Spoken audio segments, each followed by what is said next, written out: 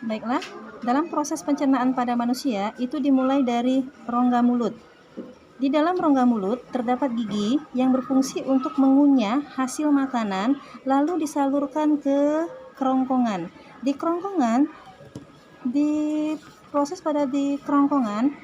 setelah dari mulut makanan menuju ke kerongkongan. Kerongkongan adalah saluran berbentuk tabung sepanjang 20 cm yang menghubungkan antara rongga mulut dengan lambung. Di dalamnya terjadi gerak peristaltik, yaitu gerak yang meremas-remas makanan yang dilakukan oleh dinding kerongkongan untuk membuat makanan terdorong masuk ke dalam lambung.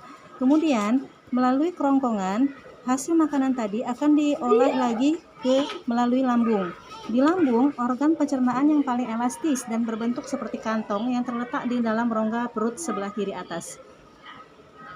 Dalam lambung, proses mekanisme dilakukan oleh dinding otot lambung yang meremas dan mengaduk makanan, sedangkan pencernaan kimiawinya dilakukan oleh getah lambung yang dihasilkan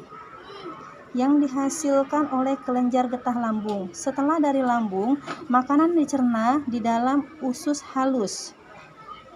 Nah, di dalam usus halus ini terdapat cairan khusus untuk membantu pencernaan makanan. Usus halus itu terdiri menjadi 3 bagian. Yang pertama, usus 12 jari, usus kosong, dan usus penyerapan. Setelah sisa makanan dicerna, berlanjut ke usus besar. Jadi setelah dari usus halus, proses pencernaan tadi lanjut ke usus besar. Pada usus besar itu terjadi penyerapan cairan, vitamin dan mineral dari sisa-sisa makanan yang telah diserap oleh usus halus tadi. Jadi pada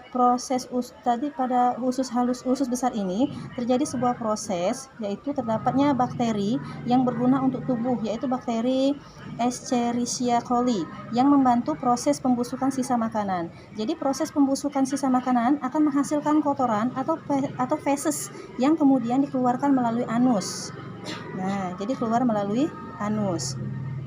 Organ yang bernama rektum adalah yang ujung muara anus besar yang berfungsi sebagai tempat penyimpanan feses sementara.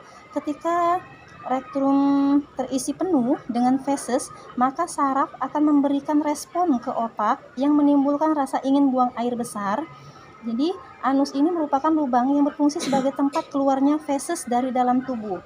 Nah, itulah hasil pengamatan yang telah saya lakukan. Jadi pada proses sistem pencernaan pada manusia itu dimulai dari rongga mulut, lalu dilanjutkan dengan tenggorokan, dilanjutkan lambung, kemudian lanjut ke usus halus, dari usus halus lanjut lagi ke usus besar, dan yang terakhir adalah dari anus, dikeluarkan melalui anus.